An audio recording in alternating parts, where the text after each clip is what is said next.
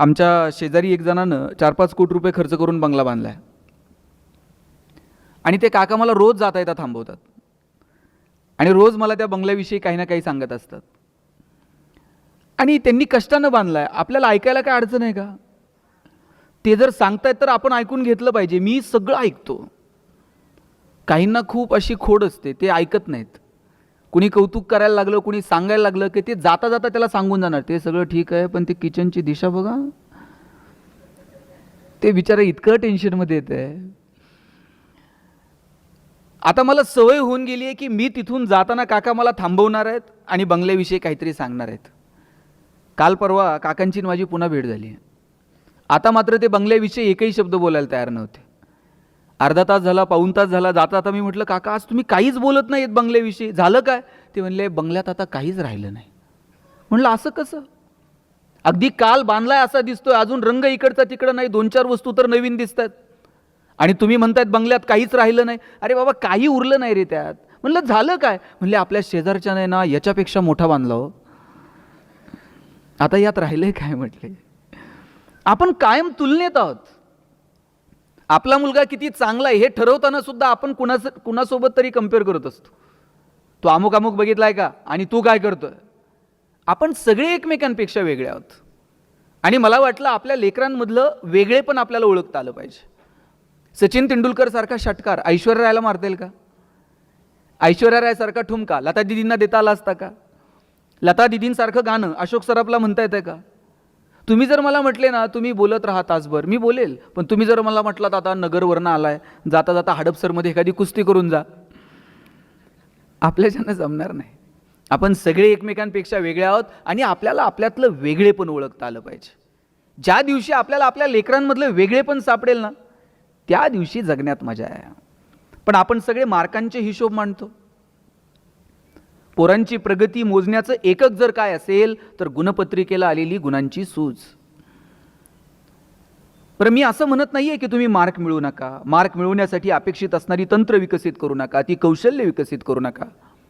या स्पर्धेत जर टिकायचं असेल तर तुम्हाला मार्क मिळवावे लागतील, त्याच्यासाठी अपेक्षित असणारी कौशल्य आत्मसात करावी लागतील.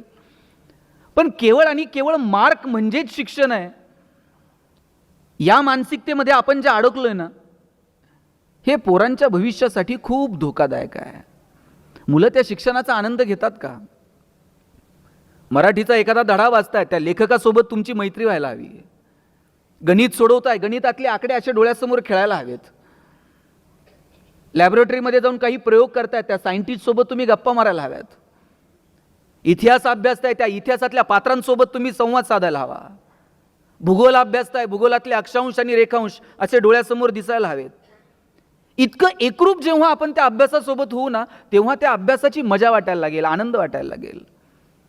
पण फक्त परीक्षा जवळ आल्यात मग मागचे काही क्वेश्चन पेपर चाळायचे, कोणते क्वेश्चन सातत्यानं रिपीट झालेले आहेत, शिक्षकांच्या मागं लागायचं, IMP क्वेश्चन सांगा, व्हेरी इम्पॉर्टंट क्वेश्चन सांगा, आणि मग सगळी मार्कांची बेरीज वजाबाकी करायची. बाजारात तर आता पॉकेट सिरीज आल्यात आणि मग शेवटच्या टप्प्यात ते पॉकेट सिरीज हाताळायचे आणि मग मार्कांची बेरीज वजाबाकी करत आम्ही त्या शिक्षणामध्ये गुरफटले जातोय. मला सगळ्या पालकांना आणि पाल्यांना सांगायचं आहे की आपण त्या शिक्षणाचा आनंद घेतोय का?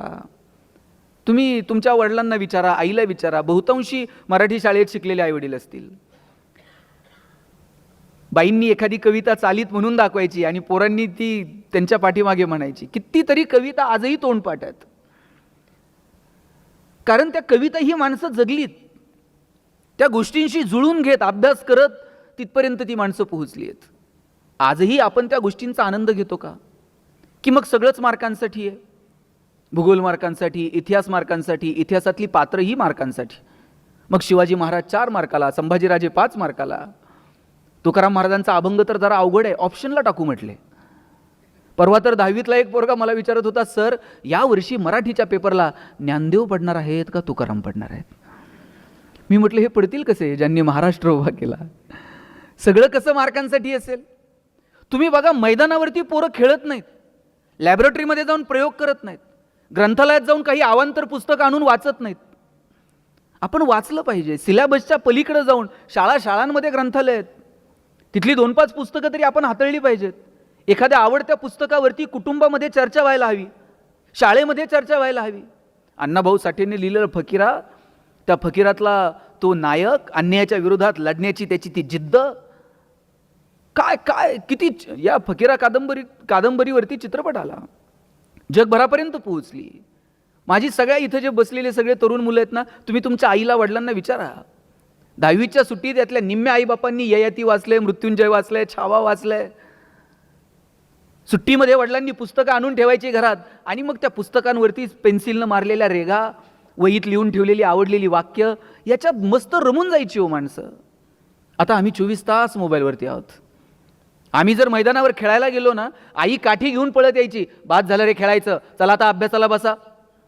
आता आईला काठी घेऊन पळावं लागते, ए बाबा ठेव ना मोबाईल, चल मैदानावर, 4 उड्या मी मारते, तू 2 तर मार. इथपर्यंत येऊन ठेपलंय. पोरं खेळायची, पडायची, धडपडायची, संघर्षाची वृत्ती त्यांच्यामध्ये आपोआप निर्माण व्हायची. शाळेला जर सुट्टी लागली, दप्तर नेऊन ठेवायचं, आईनं पिशवी भरून ठेवलेली असायची आणि मामा घ्यायला आलेला असायचा. मग मामाकडं गावाकडं सुट्टीला जायचं, त्याच्याबरोबर शेतात जायचं, धारा काढायच्या, सकाळी उठून नांगरठीवर जायचं, कुरणात जनावरं चारायला जायचं आजोबांसोबत. येताना त्याच नदीला जिथं जनावरं पाणी प्यायची तिथंच पोरं अशी जनावरासारखं गुडघे टेकवायची आणि हातानं पाणी पुढं ढकलायचं आणि झऱ्याला पाणी प्यायचं. इथल्या कितीतरी पालकांनी ते अनुभवलं असेल. जनावरांसारखं गुडघ्याला पाणी, असं गुडघे टेकून पाणी पिलेलं मला तर आठवतंय. आता मला एक नदी दाखवा जिथं तुम्ही गुडघे टेकून पाणी पिऊ शकाल. आता पाण्याची बाटली विकत आणावी लागते, 20 रुपये लिटरनं पाणी विकत घ्यावं लागतंय. परिस्थिती बदलली आहे. आता एक नदी अशी नीट ठेवली नाही, त्याला सगळं सांडपाणी, कचरा बिचरा, इकडं तिकडं निर्माल्य, प्लॅस्टिकच्या पिशव्या गाठणी बांधून आम्ही नद्यांमध्ये फेकून दिल्या. मग आम्ही मुलांना नेमकं शिकवतोय काय? केवळ आणि केवळ पर्यावरण एक विषय आलाय आता म्हणून तो फक्त मार्कांसाठी अभ्यासायचा का? निसर्गाशी जुळून घेणं, पर्यावरण समजून घेणं, या गोष्टी आम्ही मुलांपर्यंत कधी पोहोचवणार आहोत? आता जाईल तिथे पाण्याची बाटली आहे. पूर्वी जर कुठं गेलं ना कार्यक्रमाला, तांब्या असायचा, फुलपात्र असायचं. साहेब आता तांब्यान फुलपात्र कुठं राहिलंय का हो? मला वाटतं अजून ते फार तर सुपारी, साखरपुडा, लग्न समारंभ अशा कार्यक्रमात अजून तांब्यान फुलपात्र आहे. आणि काही दिवसानं ते पण दिसणार नाही. गुरुजी सांगणार, मुलाचे मामा बाटली घेऊन या. इथपर्यंत येऊ देऊ नका. काय येणाऱ्या पिढ्यांपर्यंत नेऊन पोहोचवायचंय, मला वाटतं ते ठरवावं लागेल. आणि म्हणून आम्ही जे हंटर घेऊन फक्त पोरांच्या मागं लागलोय ना, मार्क म्हणजेच शिक्षण. मी पुन्हा सांगतो, मार्क मिळवा पण त्याचा आनंद घ्या. मग आम्ही ठरवून घेतलेलं आहे, खूप मार्क पडले का सायन्सला जायचं, थोडेसे कमी पडले का मग कॉमर्सला जायचं. आणि सायन्सलाही नंबर लागला नाही आणि कॉमर्सलाही लागला नाही, आणि मग कुठे? शब्बास. आमच्या डोक्यात ते भरलंय, आर्ट्सला काय करिअरच्या संधीच नाहीत. मी अशी किती पोरं सांगू की जे कला शाखेतनं ग्रॅज्युएट झाली आणि करिअर झालं. सायन्स, आर्ट्स, कॉमर्स फक्त मार्कांवरून ठरू नका. तुमची आवड, तुमच्या स्ट्रेंथ, तुमचे विकनेस, आजूबाजूला असणाऱ्या संधी, या सगळ्याचा अंदाज घेऊन ठरवा की आम्हाला आमच्या मुलांना नेमकं कुठे घेऊन जायचंय. कॉलेजच्या गेटवर उभं राहिलं, पोरगं येताना दिसलं ना तरी कळतंय हे कोणत्या साईडला असेल. चष्मा विष्मा घालून इन बिन करून आलं का समजायचं, पावलं मोजत हिशोब करत आलं का समजायचं, आणि अशी वही बी फिरवीत शिट्टी मारत आलं, शब्बास. आम्ही ठरवून घेतलंय. माझी विनंती आहे की केवळ मार्कांवरून तुम्ही ठरू नका. म्हणजे एक जमाना आहे ना डीएडचा होता. डीएडला जर नंबर लागला ना, इथं शिक्षक आहेत का कोण? विचारा त्यांना डीएडवाल्यांची काय हवा होती. डीएडला जर नंबर लागला तर त्यांनी मागं बघायचंच नाही. आणि दोघं नवरा बायको जर जिल्हा परिषदच्या शाळेवर रुजू झाले, का रुबाब होता. आता डीएड कॉलेजेसची अवस्था काय? बहुतांशी डीएड कॉलेजेस आता बंद होत चाललेत. त्यानंतर इंजिनिअरिंगचा बूम होता. गावात एखादाच इंजिनियर असायचा. गावात जर कुणी पाहुणे आले आणि त्यांनी जर विचारलं ना इंजिनियर साहेब कुठं राहतात, सगळं गाव त्या पाहुण्याला इंजिनियरच्या घरी नेऊन सोडत होतं. आता तुम्ही गावात जाऊन विचारा इंजिनियर साहेब कुठं राहतात, ते म्हणते नाव सांग. प्रत्येक घरात 4 आहेत. आणि आफ्टर मेडिकल, म्हणजे आफ्टर कोविड, आता मेडिकलचा बूम आहे. आता प्रत्येक आईबापाला वाटतंय पोरगं मेडिकललाच गेलं पाहिजे. नाही भारतात नंबर लागला तर म्हणते रशियात जाऊ द्या. पण त्यांना मेडिकललाच गेलं पाहिजे. बरं, त्यांच्या डोक्यात असं नाही आहे की नाही याला जरा मॅथ फिजिक्स आवडतं आहे म्हणून यानं इंजिनिअरिंगला जावं, याला जरा केमिस्ट्री बायो आवडतं आहे म्हणून यानं मेडिकलला जावं. त्यांच्या डोक्यात पक्का आहे पोरगा MBBS, त्याला मुलगी MBBS झालेली बघायची, दोघांनी मिळून हॉस्पिटल टाकायचं आणि नंतर मग मेहुण्याला मेडिकल. असंच असतं ना, अलिखित नियम आहे, ते मेहुण्यालाच द्यावं लागते हल्ली. जरा या हिशोबांच्या थोडंसं पलीकडे जाऊयात ना. सुनीता विल्यम्स तुम्ही बघा, काय व्हायचं होतं, काय शिकल्या, मग नंतर कशा या सगळ्या करिअरमध्ये आल्या. कुठे गेल्या होत्या सुनीता विल्यम्स मागचे काही दिवस? गेट शिवाजीनगर कुठे होत्या? आणि आपण सगळेजण आतुरतेनं वाट बघत होतो की नाही? आपल्यापैकी किती लोक सुनीता विल्यम्सला भेटलेले आहेत? भेटलेलं कुणीच नाही, पण किती आतुरता होती.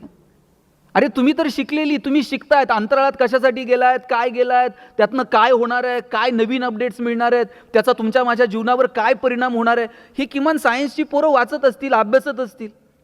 पण गावात खेड्यापाड्यातली खुरपणी टुरपणी करणारी बाई सुद्धा गप्पा मारताना म्हणायची, बाई ती सुनीता आली की नाही कुणाच ठाऊक. किती प्रेम, किती आतुरता, काय करिअर आहे हो. जगणं हे आयुष्य एकदाच आहे, परत आहे की नाही मला माहीत नाही. असं जगायचं ना, लोकांना हेवा वाटला पाहिजे. आणि लोकांना वाटो ना वाटो, किमान आपल्या जगण्याचा आपल्याला तर हेवा वाटला पाहिजे.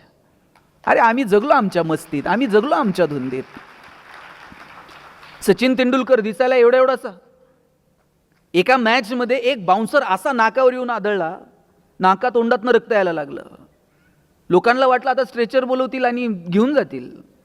पण त्या पठ्ठ्यानं तसंच तोंडावरती पाणी मारलं, बॅट अशी क्रीजवरती आदळली आणि म्हटलं मैं खेलेगा.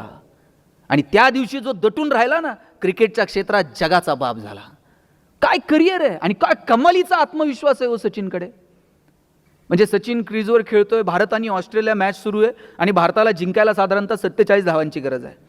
सगळ्या जगाला वाटतंय की जोपर्यंत क्रीजवर सचिन आहे तोपर्यंत भारत मॅच जिंकतोय. पण ब्रॅड हॉकच्या एका चेंडूवर सचिनची विकेट पडली आणि भारताला मॅच गमवावी लागली.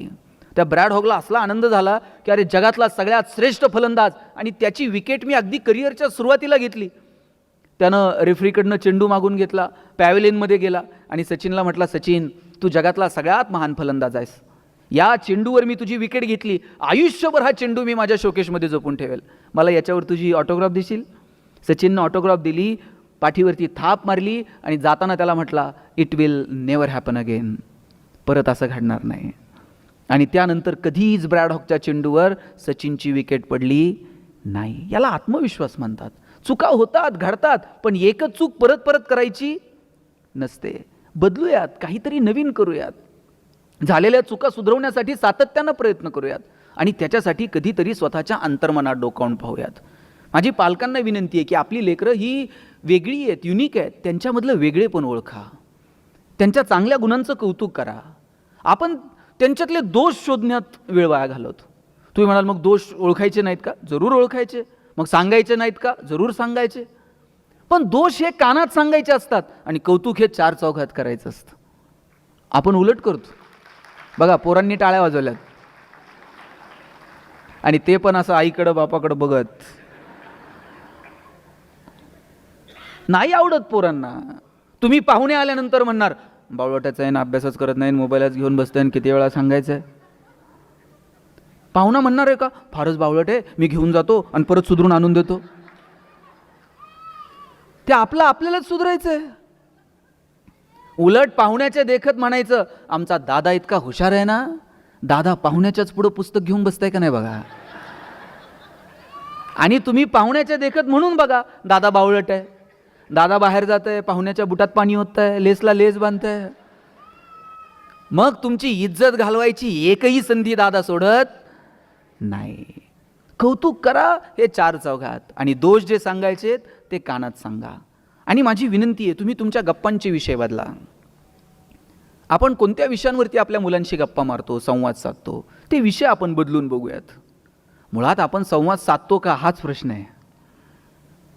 पूर्वी असा गोल करून लोक एकत्र जेवायला बसायचे आणि मग गोल करून जेवायला बसलं की एकमेकाचा चेहरा दिसायचा, संवाद व्हायचा. कुणी जर टेन्शनमध्ये असेल तर घरातल्या थोरल्या माणसांना कळायचं हे आज जरा टेन्शनमध्ये दिसतंय, चेहरा पाडून बसलाय, ह्याचे डोळे खाली आहेत. आता 2-2, 4-4 दिवस पोरांची आणि आपली नजरानजर पण होत नाहीये. पोरगा आला का आपल्या खोलीत निघून जातो, जेवायला खाली येतो, त्याचं ताट घेतो, जेवतो, त्याच्या वेळेनुसार निघून जातो. गोल करून जेवायला बसा. आम्ही तर जेवायला बसलं ना, आजोबा सांगायचे चला ताटाच्या भोवती पाणी फिरवा. आम्ही म्हणायचो आता ते ताटाच्या भोवती पाणी फिरवल्यावर काय होतंय? ताटातले पदार्थ काय बदलतात का? बाजरीच्या भाकरीची काय पुरणपोळी होते का? आजोबा सांगायचे पदार्थ बदलत नाही, पण पदार्थाचा प्रसाद होऊन जातो. आणि प्रसाद कधी फेकून द्यायचा नसतो, प्रसादाचा सन्मान ठेवायचा असतो. आज आपण लहान लेकराला काठी घेऊन मागं लागतो, ते खा, ते संपव. बघा, एखादी गोष्ट कोणत्या पद्धतीनं सांगतो हे फार महत्त्वाचं आहे. काठी घेऊन मागं लागलं आणि हे संपव, पोरगं खाईल तुमच्या धाकानं, पण त्याचा आनंद आणि तो प्रेम त्या आवडीनं तो खातोय का? आजोबा सांगायचे हा प्रसाद आहे, पाणी फिरवलं का पदार्थाचा प्रसाद होऊन जातो. काय जादू आहे? आणि जेवायला बसलं की ते म्हणायचे हात जोडा आणि आभार माना. म्हटलं आता कुणाचे आभार मानायचे? ते म्हणायचे ज्यानं पिकवलं त्या शेतकऱ्याचे आभार माना, जिनं शिजवलं त्या तुमच्या आईचे आभार माना, आणि ज्यानं भूक दिली त्या भगवंताचे आभार माना. किती साध्या सरळ सोप्या भाषेत लेकरांपर्यंत कृतज्ञता पोहोचत होती.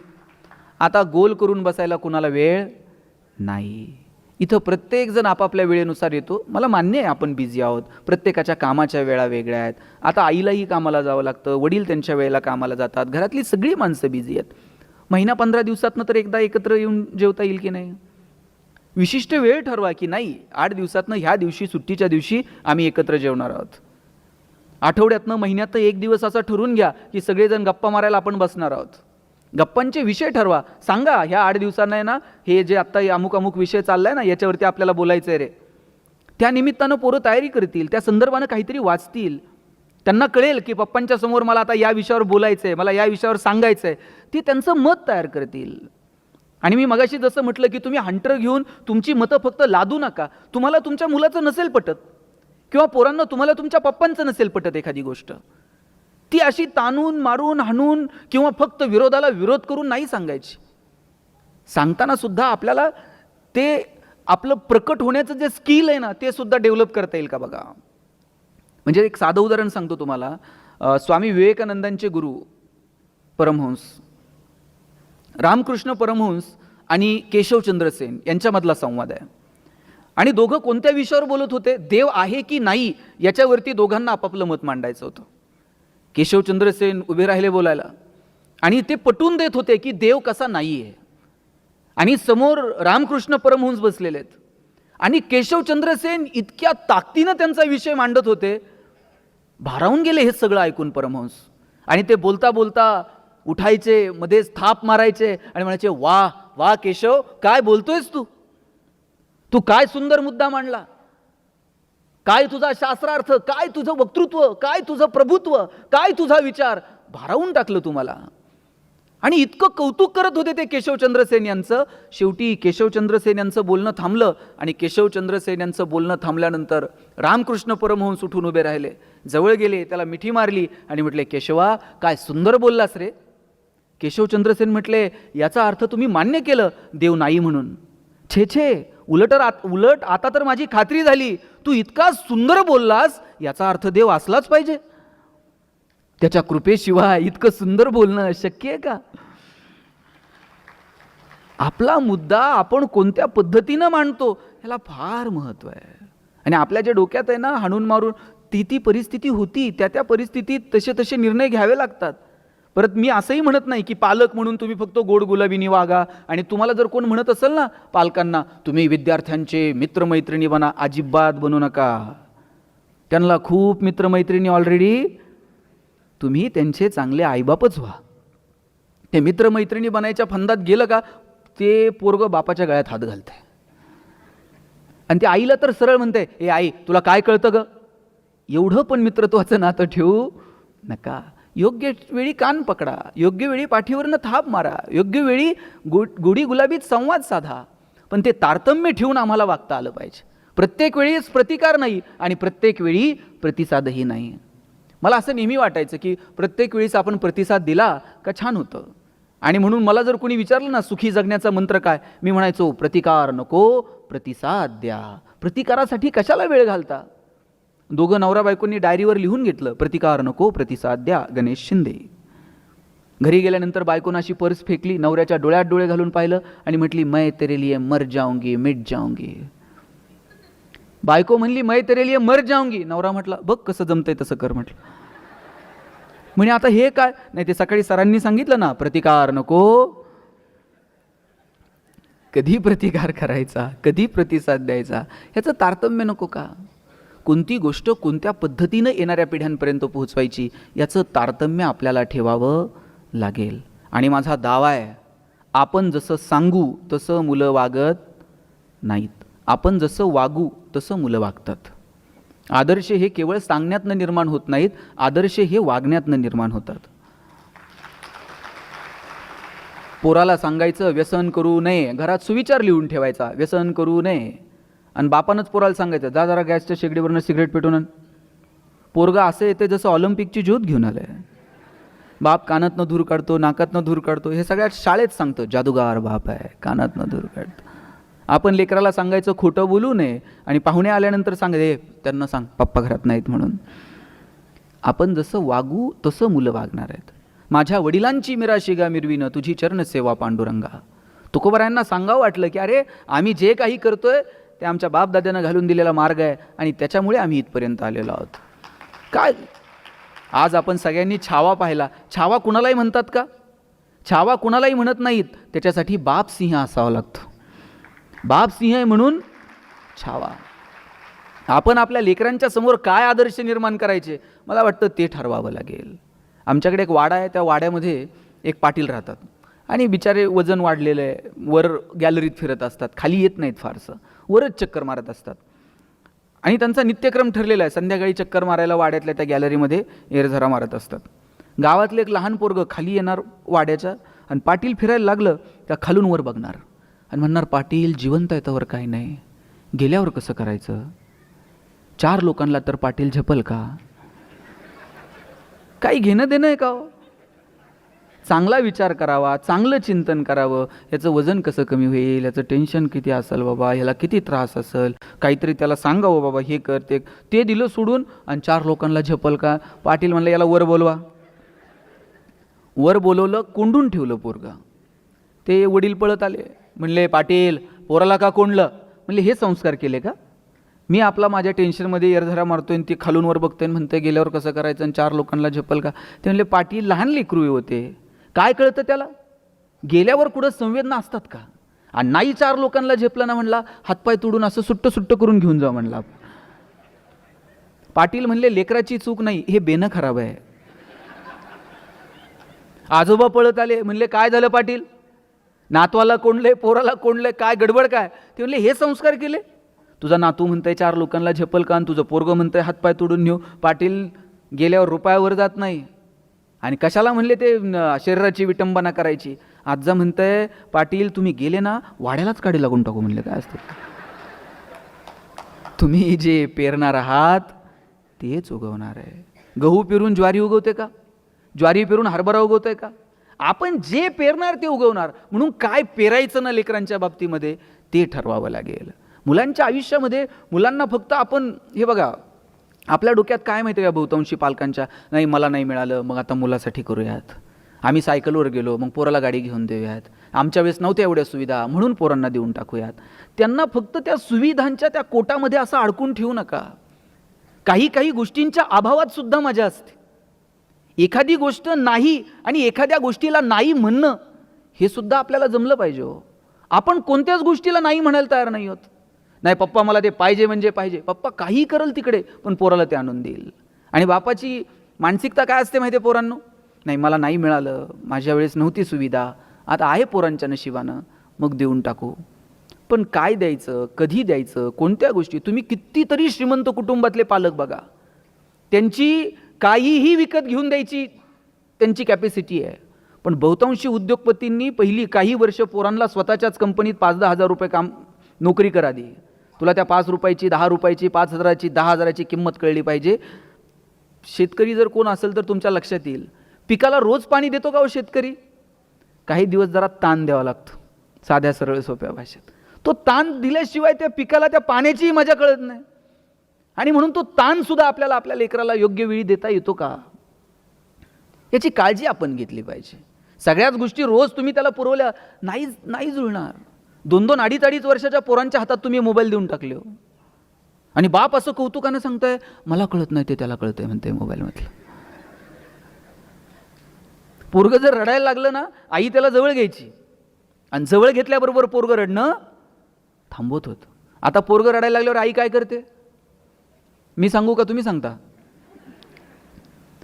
आणि पोरगं इतकं पुढचं आहे, मोबाईल हातात आल्याशिवाय ते पण रडायचं थांबत नाही. आईच्या स्पर्शाची जागा जर मोबाईलच्या स्पर्शानं घेतली असेल, हा कुणाचा पराजय आहे? हा विज्ञान तंत्रज्ञानाचा विजय आहे का मातृत्वाचा पराजय आहे, हे ठरवण्याची वेळ आली आहे. म्हणून कोणत्या वयात कोणत्या गोष्टी कोणत्या कारणांसाठी मुलांना द्यायच्या हे आपण ठरवायला हवं. वय वर्ष 0 ते 11 वयोगटातल्या हजारो मुलांचे डोळे निकामी होण्याची वेळ आली आहे. इतका पोरांचा स्क्रीन टाईम मोबाईलवरचा वाढत चालला आहे. मोबाईल खूप चांगलं साधन आहे, तुम्ही ते मुलांना द्यायला हवं. मुलं टेक्नोसेवी असली पाहिजेत, नवीन तंत्रज्ञान कळलं पाहिजे. पण किती प्रमाणात हा प्रश्न मात्र तुम्ही स्वतःला आणि तुमच्या मुलांना विचारला पाहिजे. एक तुम्ही पाहिलं असेल, पोपट पकडणारे काही लोक, त्या एक माणूस आहे ना, खूप शिताफीनं तो पोपट पकडायचा. मी त्याला एक दिवशी विचारलं, तू इतक्या सहजासहजी कसा पकडतो रे? म्हटलं काही नाही हो साहेब, सोपं आहे. मी काय करतो म्हटलं, 2 झाडांना ताणून एक दोरी बांधतो आणि म्हटलं मग पोपट येतो, त्या दोरीवरती बसतो आणि तो एकदा दोरीवर बसला की मी एका झाडाची दोरी सैल करतो. दोरी जशी जशी सैल होईल तसा तसा तो पोपट पडायला लागतो आणि तो त्या दोरीला घट्ट पकडतो. आणि एकदा का त्यानं त्या दोरीला घट्ट पकडलं की मग मी टाईम साधतो आणि पकडतो त्या पोपटाला. तुम्ही विचार करा, त्या पोपटामध्ये सामर्थ्य हवेत उडायचं, पण तो विसरून जातो की मी या हवेमध्ये उडू शकतो आणि त्या दोरीला घट्ट पकडायचा प्रयत्न करतो. आपण त्याला इतकं कुरवाळलंय, आपण त्याला इतकं कुरवाळत बसलोय की ते विसरून गेलाय की नाही माझ्यात क्षमता आहे. आणि मग अशा वेळेस तो आपल्याला घट्ट पकडायचा प्रयत्न करतो. आपण किती दिवस पुरणार आहोत त्याला? त्याच्यामध्ये ती क्षमता निर्माण करता येईल का? त्याच्या मनगटात ती रग निर्माण करता येईल का? तुम्ही लाखो रुपये कोट्यवधी रुपये कमवून ठेवा आणि त्याच्यामध्ये कमवायची जर ताकद नसेल तर ते 2 दिवसात काडी लावून टाकते, उडून टाकते सगळं. तुम्ही ताकद निर्माण करा त्याच्या मनगटामध्ये कमवण्याची. बघा, म्हणजे तुम्हाला एक साधी एक गोष्ट सांगतो. एक आजी होती आणि तिनं तिचं गार्डन तयार केलेलं होतं आणि त्या बागेला ते इतकी जपायची, प्रत्येक झाडावर तिचं लक्ष असायचं. आणि ती बाग इतकी बहरून गेली, फुलून गेली, पण आजीच्या वयाला मर्यादा येतो. किती दिवस ती बाग बघणार आहे? आणि मग बाग आता कोमेजून जायला लागली, पण आजी मात्र ताकदीनं ती बाग जपत होती.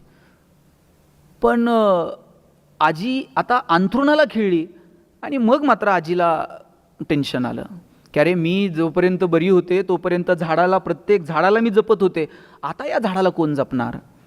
आणि मग तिनं मुलाला बोलवलं आणि सांगितलं, राजा, मी ही बाग आयुष्यभर जपत राहिले, आता मी आजारी पडली आहे, आता मला वाटत नाही की मी अंथरुणातनं उठेल, पण मला टेन्शन याचं आहे की ही बाग कोण बघेल? ए आजी, तू काळजी करू नको. नातवानं सांगितलं, मुलगा नातू दोघे होते. नातवानं सांगितलं, आजी तू काळजी करायची नाही, आता ही बाग इथून पुढे मी बघणार, तू पटकन बरी हो बरं. आता आपल्या बागेला बघणारं कुणीतरी आहे या विचारानंच आजी आता हळूहळू बरी व्हायला लागली होती. बरं, नातू रोज सकाळी बागेत जायचा आणि थेट संध्याकाळीच घरी यायचा. वडील विचारायचे, बाग कशी आहे रे?